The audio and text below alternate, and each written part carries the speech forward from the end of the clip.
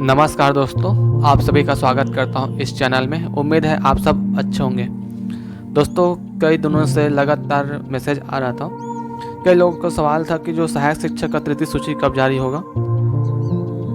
साथ ही जो सामान्य वर्गों का जो सेकेंड कट ऑफ निकला था, उसमें बहुत से लोगों को जो है डीवीसी में तो बुलाया गया था, साथ में उसको नियुक्ति पत्र नहीं दिया गया था। सामान्य वर्ग को उसको नियुक्ति पत्र के बारे में क्या आदेश आया है, साथ में जो बचे हुए जो सूची है उसके बारे में क्या डिक्लेयर हुआ है, ये आज समाचार के माध्यम से पता चला है। क्योंकि कल जो सुनवाई हुआ था उसमें जज साहब ने क्या क्या बातें किया है, हम उसके बारे में भी चर्चा करेंगे।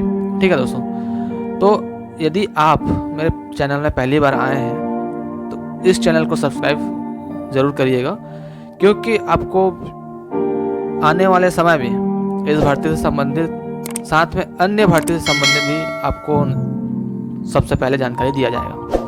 तो आइए हम बात करते हैं कि आखिर जो सहायक शिक्षक जो भर्ती निकला था उसमें बहुत सारे लोगों ने याचिका लगाए थे।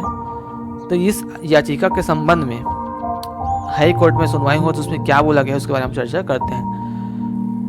बात यह है कि जो सहायक शिक्षक मामले में हाई कोर्ट ने सभी नियुक्ति को याचिका के अंतिम परिणाम के अधीन रखा है। ठीक है, अंतिम आदेश आने से पहले कोई नियुक्ति नहीं होगी। अब जितने भी सारे जो नियुक्ति होगी वो होगी। अब जो नियुक्ति जो है आचार संहिता लग गया है, अब उसके बाद जब कोर्ट का फैसला आएगा उसके हिसाब से नियुक्ति होगा। अगली सुनवाई जो है 4 हफ्ता के बाद निर्धारित किया गया है। ठीक है, इसमें बोला गया है कि अपूर्व तिवारी और अन्य याचिकाकर्ताओं ने याचिका में कहा कि स्कूल शिक्षा विभाग में ई और टी कैडर में सहायक शिक्षक के पदों के लिए विज्ञापन जारी किया गया था, जिसमें कुल 6,704 पद थे। इसमें 1,084 पद जो है अनारक्षित वर्ग के लिए थे और अनारक्षित श्रेणी के लिए उम्मीदवार इन याचिकाकर्ताओं ने परीक्षा देकर निम्न अनुसार योग्यता प्राप्त की। इन लोगों का मेरिट देखा जाए तो कई लोग का 2061, 2261, 2570 है। ये काउंसलिंग के पहले चरण में अनारक्षित श्रेणी के मेरिट लिस्ट में 821 लोगों तक का बुलाया था, और वहीं बस जब सेकेंड राउंड का जब सत्यापन होता है उसमें 822 से लेकर के 2249 रैंक वाले अभ्यर्थी को, जनरल वाले को बुलाया जाता है। लेकिन 21 सितंबर को फिर से इसमें संशोधन किया जाता है और उसको 2249 से बढ़ा करके 2610 रैंक तक के अभ्यर्थियों का, जनरल वाले अभ्यर्थी का क्या होता है, डीवीसी में बुलाया जाता है। यहाँ तक सब ठीक था। उसके बाद बोला जाता है कि याचिकाकर्ताओं को उनकी पोस्टिंग के लिए अंतिम रूप से स्कूल भी आवंटित किए गए थे। अचानक 3 अक्टूबर को एक विज्ञप्ति के जरिए सूचित किया जाता है कि केवल 2005 रैंक तक के अनारक्षित उम्मीदवार की काउंसलिंग और दस्तावेज सत्यापन में शामिल होंगे, ऐसा करके बोला गया था, जिसे जो है चुनौती दिया गया था। तो आप सबको समझ ये आ गया होगा। यहाँ पर जो जनरल वाले अभ्यर्थी है था कि भाई याचिका लगाया था कि आपने 2610 रैंक तक के आपने बुलाए थे, तो जाहिर सी बात है 2610 रैंक तक के अभ्यर्थी को सत्यापन में बुला लिए, साथ में आपको नियुक्ति पत्र भी देना है। उसके बाद आप जो है 2005 रैंक तक के अनारक्षित उम्मीदवार को आप काउंसलिंग में शामिल करते हैं, और जो आप जो सत्यापन के लिए बुलाए थे 2610 तक के, उसको आप रोक दिए बाकी को। तो इसके लिए याचिका लगाए थे और उसके बारे में सुनवाई हुआ है। याचिकाकर्ता के वकील ने कहा कि अन्य पिछड़ा वर्ग के कुछ उम्मीदवारों को अनारक्षित श्रेणी में सीट दी गई है, जबकि उनका रैंक जो है 2005 के बाद आता है। इसको आप समझिएगा।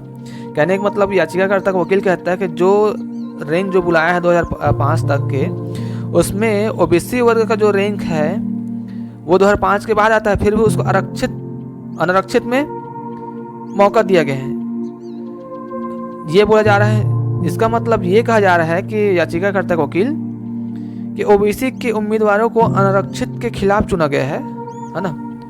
अनारक्षित के खिलाफ चुना गया है। याचिकाकर्ता के अंतिम निपटारे तक प्रत्येक याचिकाकर्ता के लिए सहायक शिक्षक का एक एक पद रखा जा सकता है, ऐसा करके बोला। तो ये जब सब सुनवाई हुआ तो उसके बाद जो हमारे जज साहब जो है अरविंद सिंह चंदेल, उन सब ने इसको अंतरिम राहत देने से मना कर दिया। कहने का मतलब ये है, यदि सीधा सीधा समझा जाए तो जो याचिकाकर्ता का वकील बोलता है कि ओबीसी उम्मीदवार ऐसे भी हैं जिसका जो रैंक जो है 2005 से अधिक है, उसको अनारक्षित में कैसे सीट दे सकते हैं। यदि सीट दिए हैं तो वो तो अनारक्षित के खिलाफ चला गया। वो भाई अनारक्षित में सीट देना था 2005 तक ही देना था ना भाई, लेकिन उसके बाद वाले को भी दिया गया है। तो इसलिए बोला गया है कि याचिकाकर्ता के जो जितने भी याचिकाकर्ता है उसको एक पद जो है, एक पद जो है उसके लिए रखा जाए जब तक अंतिम सुनवाई नहीं होता तब तक। तो इसको क्या है, हमारे जज साहब अरविंद सिंह चंदेल ने इसको मानने से इनकार कर दिया गया। ठीक है दोस्तों, अब ये जो है पूरी जो नियुक्ति जो है अंतिम आदेश के बाद ही होगा। जो जितने सारे जो सवाल था कि सहायक शिक्षक का तीसरी लिस्ट कब जारी होगा, तब इसकी अंतिम सुनवाई के बाद ही होगा, क्योंकि अभी जो आचार संहिता लग गया है और इस विषय में अभी जो होने वाली भर्ती भी रुक गई है।